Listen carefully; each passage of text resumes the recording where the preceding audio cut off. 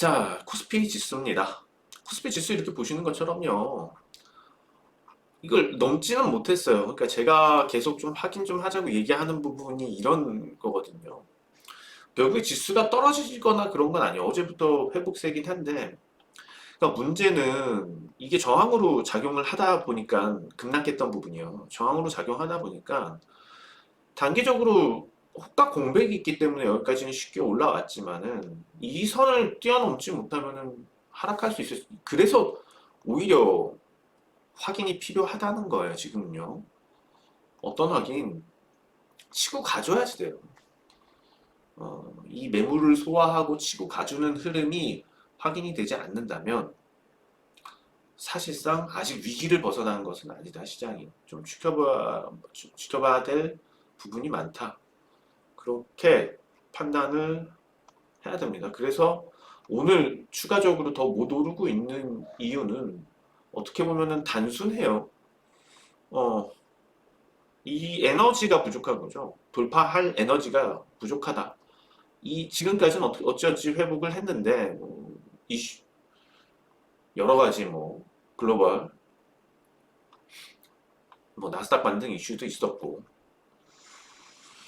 자 뭐 우리 이번에 저도 마찬가지로 정부 정책 세금 관련돼서 특히 주식 투자 대주주 양도세 이 문제와 관련돼서 뭐 비판도 많이 했어요. 사실상 이거는 주가가 떨어지고 오르고 그거를 떠나서 어,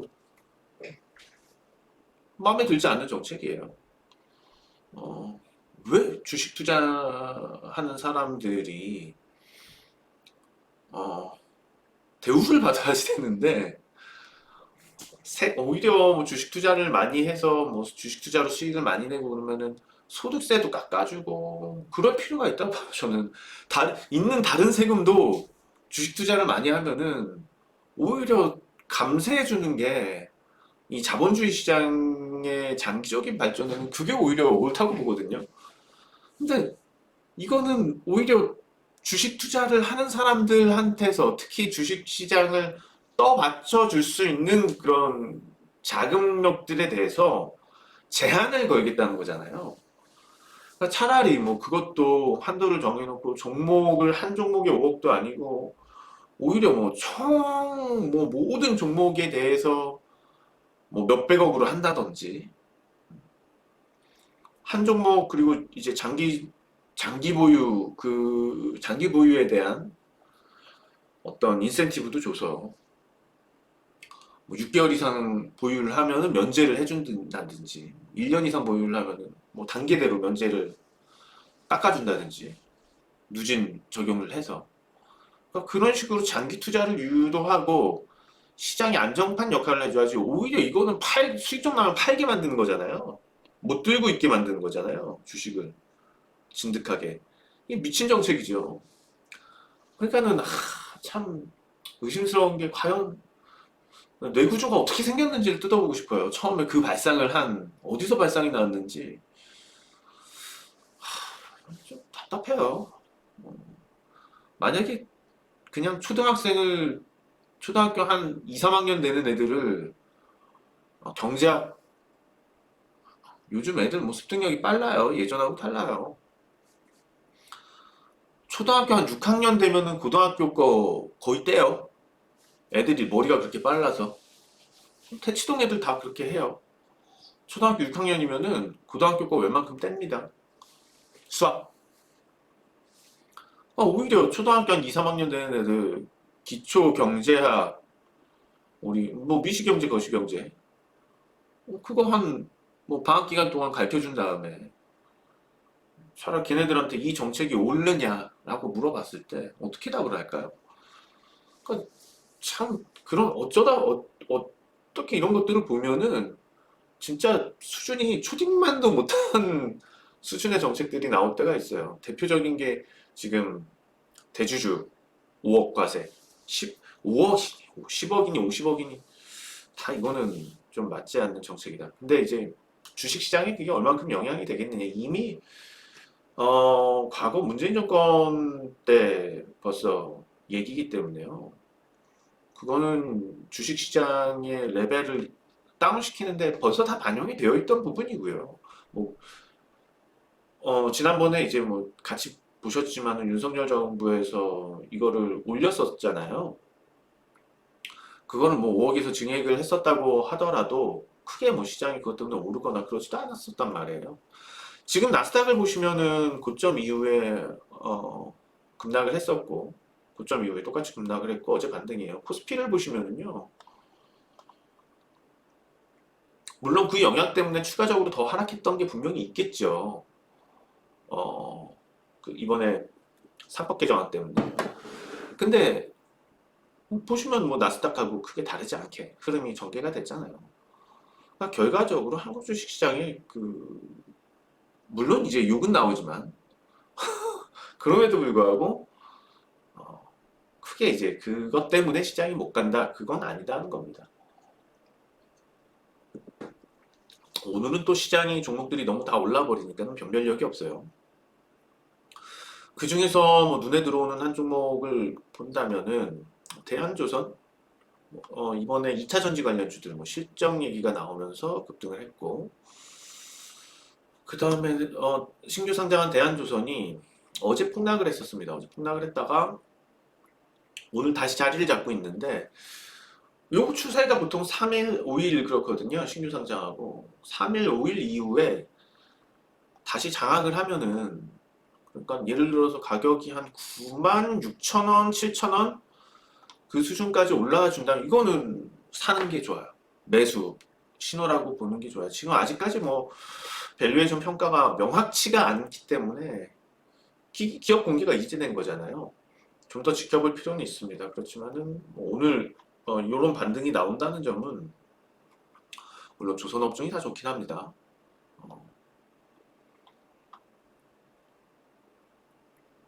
아무튼 뭐 고무적입니다. 그리고 뭐 2차 전지 시가총액 상위 종목들 특히 에코프로가 자 이거는 좀 우리가 어, 여러분들도 주의 깊게 들어주셨으면 좋겠어요. 오늘 에코프로 BM이 실적이 많이 나왔다고 폭등세가 있었다가 지금 뭐 위에서 저항 맞고 떨어지는데 이게 왜 매도 신호냐? 오늘 실적 나온 게 왜 매수 신호가 아니고 매도 신호냐? 이건 실적을 보면은 너무 잘 우리가 판단을 할 수 있어요. 실적 좀 같이 보시죠.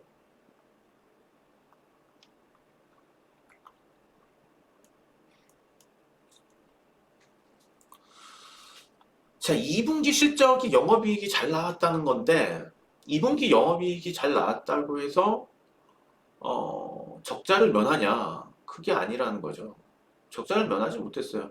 영업이익이 나왔지 뭐 적자는 좀 축소가 됐는데 적자를 면했냐? 그렇지 않다는 겁니다.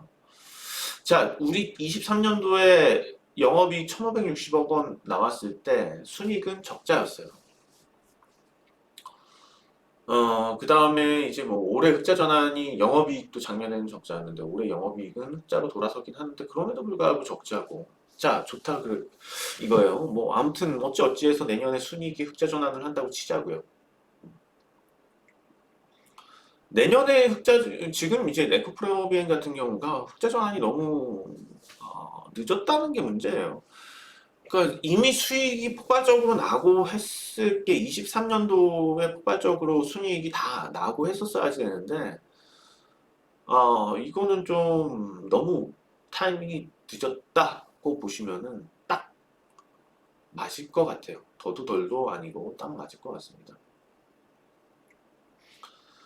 지금 이제 내년에 그렇게 순이익이 나와도 EPS가 470원이잖아요.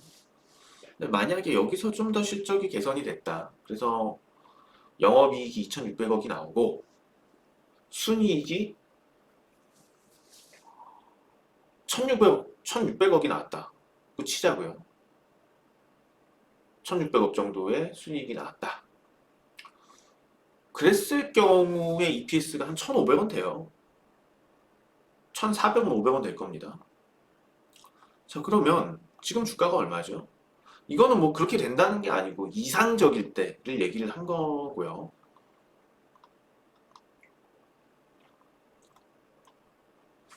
지금 12만 원이에요.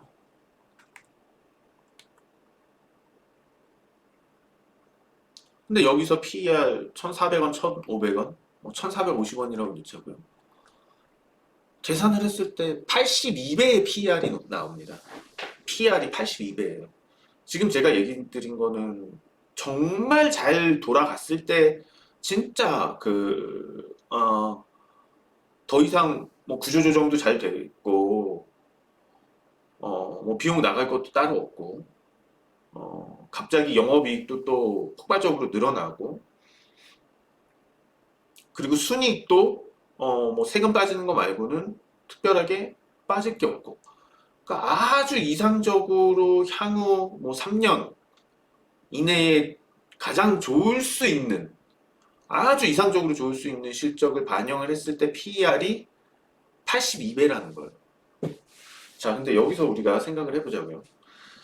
2차 전지가 성장을 했던 이유는, 성장성에 대해서 인정을 받고 주가가 폭발적으로 올랐던 이유는 뭐예요? 모든 차량이 전기 차량으로 대체가 될 거다라는 기대감, 전기차의 수요가 계속해서 폭발적으로 증가할 거라는 기대감. 근데 지금 전기차 출고가 잘 안 돼요. 그러니까 그렇게 성장성이 없어요, 지금요. 그 전에 그런 시장에서 휘발유와 디젤을 잡아먹던 그 유행이, 한참 디젤이 유행이었었잖아요. 그 정도밖에 안 돼요. 그 정도의 유행 정도? 이제는 지금은? 그러니까 뭔가 하이브리드 정도에 대한 수요는 그래도 뭐 선택의 폭이 있는 것 같지만은, 뭐 테슬라 제외한 순수 전기차에 대한 성장성이 많이 죽었다는 거죠. 그러니까 이때는 어마어마한 시장 점유율을 전기차가 다 대체할 거라는 기대감이 있었던 거고, 그 성장성이 있었던 거고요. 근데 지금은 그게 수요가 줄거나 아니면 이제 2차 전지를 안 쓰거나 그게 아니에요. 성장성이 없어졌다는 거죠. 성장성이 있으니까 그렇게 높은 밸류에이션, 높은 PER을 적용을 받았다는 거예요. 자, 반면에 자, 하이닉스를 한번 볼게요. 여러분, HBM하고 지금 리튬하고 누가 성장성이 있어요? HBM하고 리튬하고. 지금 성장성이 있는 건 당연히 HBM이에요. 리튬보다 월등해요, 그거는요. 근데 하이닉스 PER 한번 볼까요, 우리요? SK 하이닉스 PER은요, 올해 실적 기준은 6배 수준이란 말이에요. PER 6배예요. 이것도 최근에 나온 2분기 실적이 그렇게 어닝 서프라이즈인데 그 부분을 다 반영한 것도 아니고, 왜냐하면 증권사들이 지금 커버리지를 못하고 있으니까, 휴가철이다. 일 더럽게 안 해요. 옛날하고 달라요. 그런 이유가 있어요. 증권사들이 증권사 리서치는 발전을 못해요. 할 구조도 안 되고, 인건 인력도 안 돼요. 하려면 외국에서 사람들 데려다가 써야지 되는데, 수입해다 써야 되는데, 이제. 미쳤다고 한국 증권사 와서 애널리스트 하고 있을까요? 연봉이 작은데? 연봉이 안 돼요. 연봉을 못 맞춰줘요. 그 능력 되는 사람들. 그러면은 그 외에 지금 애널리스트들을 보면은 옛날하고 달라요. 옛날에 우리 증권시장 그렇게 증권사들이 돈을 계속 잘 벌 때, 지금은 돈 버는 부서들은 뭐 ETF 그런 쪽이 돈을 벌어다 주는 거잖아요. 주식시장에. 그러니까 옛날 같지 않다는 거죠. 그러니까 애널리스트를 통해서 돈이 벌리는 증권사의 상황이 아니다 보니까 예전처럼 뭐 애널리스트들 그런 인센티브가 있는 것도 아니고, 그럼 애널리스트들도 뭐 자기가 스타 애널리스트가 되기 위해서 특별하게 노력할 필요도 없는 거고요. 열심히 안 해요. 그러니까 뭐 실적이, 예를 들어서 뭐 예상보다 실적이 잘 나오면 빨리빨리 커버리지 해서 또 리레이팅 해주고, 그게 필요한데 안 해요. 안 움직여요. 또 휴가철이잖아요. 더 안 해, 일 더 안 해요. 자, 아무튼 간에 뭐 예상 실적은 이거보다 더 좋을 거고요. 그렇다면 PER 지금 6배 미만일 거예요. 자, 아까 우리 에코프로 BM 보셨는데, 에코프로 BM은 아주 이상적인 상황에서 정말로 잘 풀렸을 때, 그것도 올해 실적이 아니고 뭐 3년 내 진짜 너무 이상적으로 다 잘 돌아갔을 때 해야지 PER이 82배라는 거예요. 몇 배 차이죠? 그러니까 주가 수준이 레벨이 몇 배 차이인 거예요. 14배, 13배, 14배 차이라는 거예요. 그러니까 SK하이닉스는 지금 그냥 현재 상태, 어, 에코프로 BM은 정말 이상적인 상태, 진짜 이상적인 상태에서의 주가 수익 비율을 얘기하더라도 하이닉스하고 14배 차이가 14배가 비싸다는 거예요. 근데 여기다가 우리 그러면 그 이상적인 거고, 실제로 가능한, 예측 가능한 범위에서 내년 실적이 좋다고 가능을 했을 때 에코프로 BM PER은요, 220배예요. 220배 PER이에요. 내년 실적이 좋다고 가정을 한 거예요. 이것도. 이렇다는 게 아니고 내년에 흑자가 난다는. 그럼 이거랑 비교를 해서 생각해 보면은 몇 배예요? 몇 배가 더 비싼 거예요? 38배 정도 더 비싼 거죠?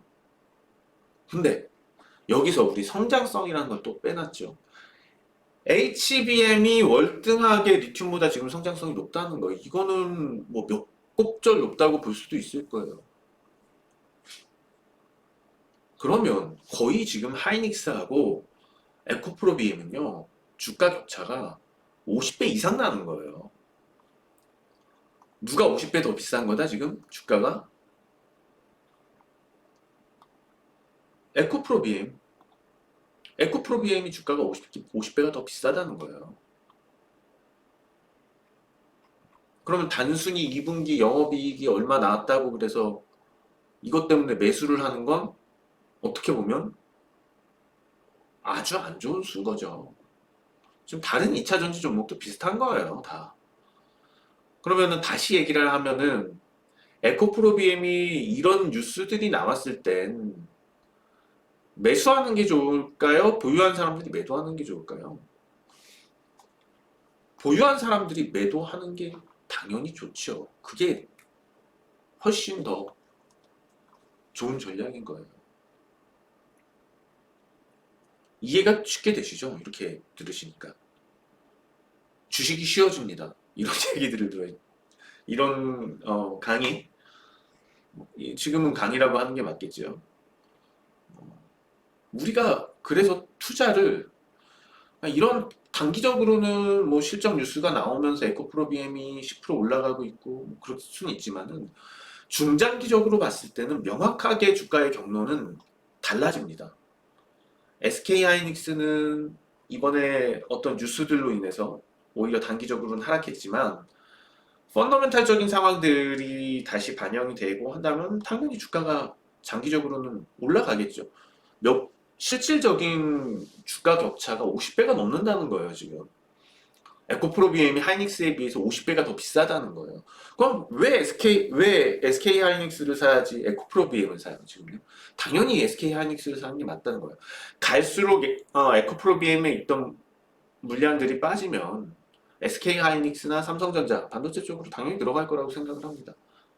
어, 이번 기회에 털어내는 세력들도 많을 거고요. 에코프로 BM 뿐만 아니고 2차 전지 관련주들에 대해서 계속 매도가 나올 거예요. 그래서 단기적으로 이 올라가는 흐름들에 대해서 집착을 하면 안 되고요.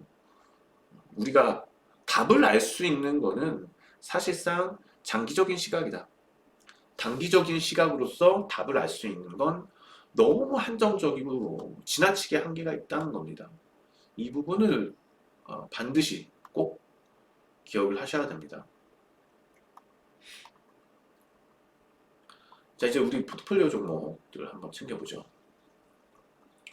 오늘은 뭐 ABL 바이오가 반등을 다른 종목에 비해서 좀 세게 하고 있습니다. 그러나 제가 볼 때는 아직까지 확실히 자리를 다시 뭐 큰 반등으로 아니 뭐 결과적으로는 지난 고점을 넘어가면서 치고 갈 텐데 뭐 아직까지 본격적으로 치고 갈 타이밍이다 그렇게 보기는 좀 그렇게 확언하기는 아직은 쉽지는 않습니다. 그 단계는 아닙니다. 아직은 그것을 확언할 단계는 아니다. 음,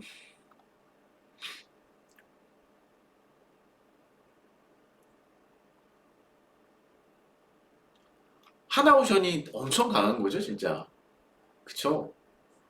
음, 뭐 기다리는 조정이 와줄지 안 와줄지는 모르겠어요. 그렇지만 우리 입장에서는 이미 하나오션에 대해서는 물량을 많이 갖고 있는 상태에서 절반 매도를 했고 절반 매도를 했어도 뭐 여전히 오래 보유하고 물량도 많기 때문에 뭐 오르던 내리던 간에 뭐 크게 우리가 뭐 다 유리한 그러니까 항상 주식을 하실 때 이런 상황을 만드셔서 주식을 하셔야지 돼요. 주식이 갑이 아니고 내가 갑이어야 된다는 거죠. 투자자가. 항상 투자자가 유리한 상황을 만들어 두시고 투자를 하셔야지 수익이 잘 나요. 하나오션이 빠져도 유리하고 올라도 유리한 거잖아요. 종목을 장악을 하고선 투자를 해야지 된다는 겁니다. 이게 너무 중요해요. 근데 지금 대부분 투자자들은 끌려다니죠. 주식에 끌려다니죠, 계속. 주식에 끌려다니지 않는 투자자가 되셔야 됩니다. 절대 항상 갑의 입장에서 종목보다 내가 갑이다. 그 입장이 되어야지만 수익이 납니다. 그 입장이 되는 방법들에 대해서는 계속 지금 라이브 방송하면서 얘기를 드렸던 부분들이에요. 시간을 좀 더 멀리 봐야지 될 거고요. 끌려다니지 않고 투자자가 갑인 그런 투자를 해야지 된다. GNC 에너지도 뭔가 시원한 기분은 안 들죠, 계속. 그쵸? GNC 에너지가 시원한 기분이 들렸으면은 좀 더 올라갔으면 좋았을 텐데, 오늘요. 시장이 다시 좀 밀리는 측면이 있습니다. 장중에. 지수가 계속 조금씩 조금씩 밀려나요. 어, 저항 돌파가 아무튼 쉽지는 않죠. 그렇기 때문에 우리는 흥분하지 말고 좀 지켜볼 필요는 있어요. 여기서 지수의 추세에 대해서. 무리해서 저가 매수, 추가 매수 하지 않습니다. 아직은요. 오히려 추격 매수를 하더라도 지금은 그냥 내버려 두는 게 더 좋지 않을까. 지켜봅시다. 관망하는 게 나을 것 같습니다.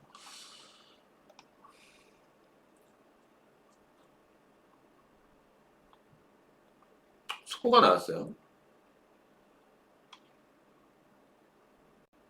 이제 대주주 양도세 관련돼서 시장 구조를 이제 또 불만이 많으니까 뭐 일희일비하지 않겠다 뭐 그런 내용의 대변인 발표가 있었습니다.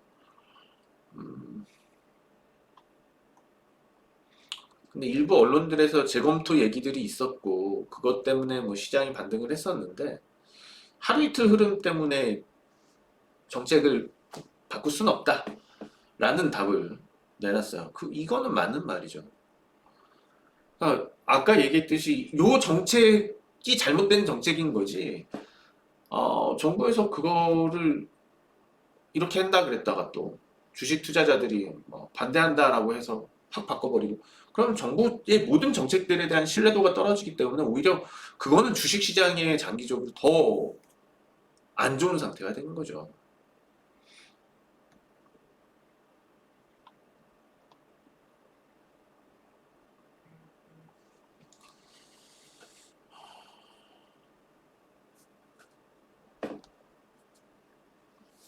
자, 뭐 오늘 중요한 내용들은 다 한 것 같고요.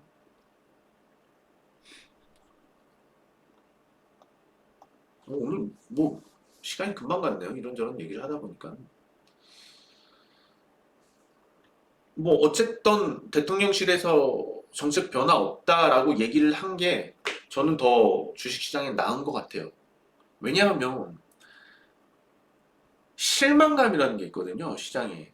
그러니까 그렇게 기대를 하고 있는데 그 시간이 지나도 그와 관련된 얘기도 없고, 나중에 시장이 다 회복하고 그랬는데 나중에 정책 변화 없다 그런 얘기들이 나왔으면 더 안 좋을 거예요.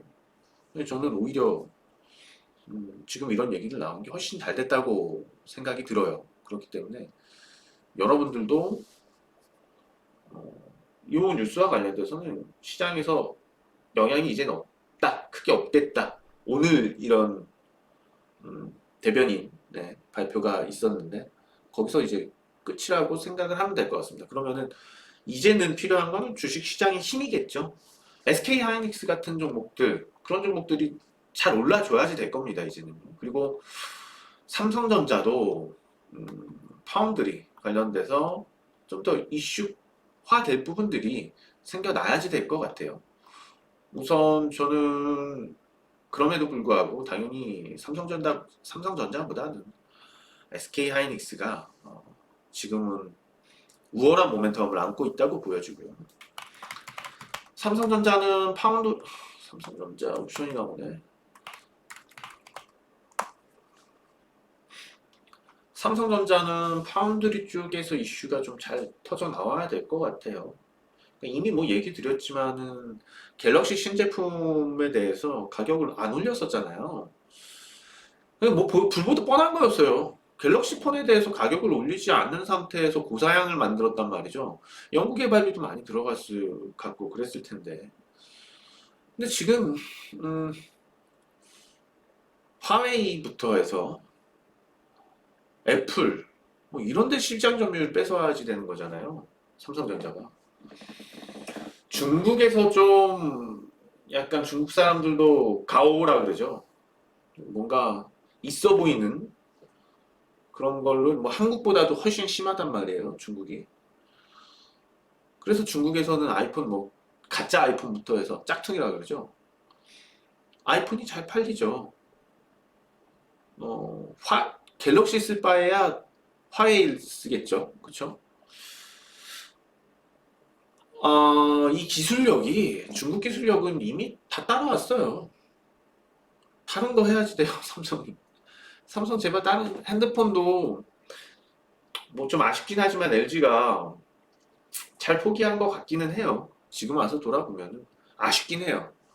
오히려 저는 진짜 하이엔드급으로 좀 축소를 하고 사업부 완전히 뭐 3분의 1을 내던 4분의 1을 내던 완전히 축소를 하고 그냥 좀 완전 하이엔드급으로 애플을 눌러버릴 수 있는 뭐 초고가 폰이면서 하이엔드 기능 근데 뭐 연구 개발하는 데 많이 들어가니까 비용이 그러니까 그걸로 중국 시장을 공략을 하고 세계 시장에서의 그 어떤 특정 층을 좀 잡을 필요가 있지 않았나 그런 뭐 아예 브랜드를 옵티머스를 버리고 뭐 새로 좀 그런 것도 좋지 않았을까 근데 뭐 기업에서 생각하는 방향이 따로 있었겠지만 근데 지금 삼성전자는 이것도 아니고 저것도 아닌 게 돼버려가지고요 핸드셋에서는 이거 진짜 잘 판단해야 될 것 같아요. 우선은 뭐 AI 온 디바이스 부분에서는 성공을 했어요. 삼성전자가. 근데 아, 그거는 성공을 했는데 AI 온 디바이스 쪽에서는 성공을 했는데 저는 그 쓰는 사람 못 봤거든요. 그게 문제인 거죠. 기술은 성공은 했는데 저는 쓴 사람을 못 봤어요. 제가 너무 나이가 들어서 그런가? 오히려 그 기능 없어도 아이폰을 쓴단 말이에요. 아이폰이 갤럭시보다 기능이 좋냐? 그래서 사는 거 아니거든요. 예를 들어서 우리 뭐 명품 옷들하고 뭐 기능성을 강조한 그런 의류들 있을 거예요. 명품 의류보다 착용감이야 당연히 기능성을 강조한 의류들이 좋을 거고 소재를 보더라도 물론 이제 뭐 명품 의류 중에서도 소재를 잘 쓰는 게 있겠지만 더 좋은 소재를 쓴 의류들이 있을 거잖아요. 그것 때문에 가격이 매겨지고 팔리고 안 팔리고가 아니란 말이죠. 삼성전자는 왜 그걸 놓치고 있을까요? 우리 핸드폰은요, 물론 이제 하이엔드급 기술력을 중시하는 우리 그래서 울트라 있죠? 갤럭시에서 울트라 나오는 거 있죠? 그거를 수요를 하는 사람들이 있겠지만 근데 이제 액세서리나 생활 필수품 정도로 생각하는 사람들이 많단 말이에요. 꼭 게임이 엄청 빠르게 안 돌아가도 되고요. 꼭 사진 편집이 진짜 뭐 AI 사진 기술이나 사진을 찍었을 때 뭐 그런 풍경 사진들이 진짜 사진 작가가 뭐 니콘 렌즈를 껴가지고 뭐 캐논 렌즈를 껴서 음? 그런 게 잘 나올 필요도 없단 말이에요. 지금 뭐 오히려 옛날 감성이라고 그런 필터들이 쓰이고 있는 상황인데. 그래서 저는 뭐 삼성전자는 핸드셋과 관련돼서는 저는 크게 지금은 기대할 바는 없다고 봐요. 왜냐하면은 사상이 바뀌지 않는다. 삼성전자가 생각을 바꿔야지 됩니다. 핸드셋에서 거듭나려면 다른 생각을 해야지 돼요. 애플을 뛰어넘을 수 있는 능력을 갖춘 회사가 삼성전자인데 좀 안타깝게 됐죠. 애플한테 다 내주니까. 패드도 게임도 안 되고, 뭐 노트북 쪽도 게임도 안 되고. 아무튼 뭐 PC 모바일 쪽은 뭐 이미 뒤처져 있다고 보시면 될 것 같습니다. 경쟁 업체들만 못하다. 인류는 아니다. 전혀. 그러면은 메모리 반도체는요? 메모리 반도체도 아니잖아요. 그러면은 지금 기대할 수 있는 부분 파운드리 쪽일 겁니다. 파운드리가 잘 돼야지 됩니다. 그래서 파운드리 이슈가 좀 더 세게 나오면은 모를까 뭐 기대는 해봅니다. 그래서 좀 주시는 해볼 필요가 있어요. 파운드리 쪽에서 풀리기 시작하면은 살아날 구멍이 있습니다. 삼성전자도. 제가 한번 이런 얘기는 드렸어요. 웬만큼 삼성전자가 되면은 TSMC에 독점 안 줄 거라고. 큰 업체들이 다 삼성전자랑 어느 정도 뭐 7대 3이 됐든 8대 2가 되던 간에 TSMC에다가 10을 주진 않을 거예요. 삼성전자한테 2, 3은 줄 거예요. 그것만 해도 삼성전자는 확 실적이 늘 수 있거든요. 근데 이제 그 2, 3을 받았을 때 수주를 삼성전자가 진짜 목숨 걸고 잘 해야죠. 그러면은 5, 5가 되고 5, 5만 돼도 이거는 삼성전자는 주가가 지금 6만 9천 원, 7만 원이 아니고요. 20만 원, 30만 원이에요. 자, 뭐 그럴 가능성이 있습니다. 삼성전자도 그래서 우리가 파운드리에 대한 기대감은 있기 때문에 버릴 건 아니다. 아예 버릴 건 아니다. 자, 뭐 마무리 얘기가 뭐 또다시 길어지긴 했는데요. 자, 아무튼 시장은 좀 더 지켜봐야 됩니다. 아직 모릅니다. 좀 더 지켜보겠고요. 오늘 방송 여기서 줄입니다. 정기준 원장이었습니다. 점심 맛있게 드세요. 고맙습니다.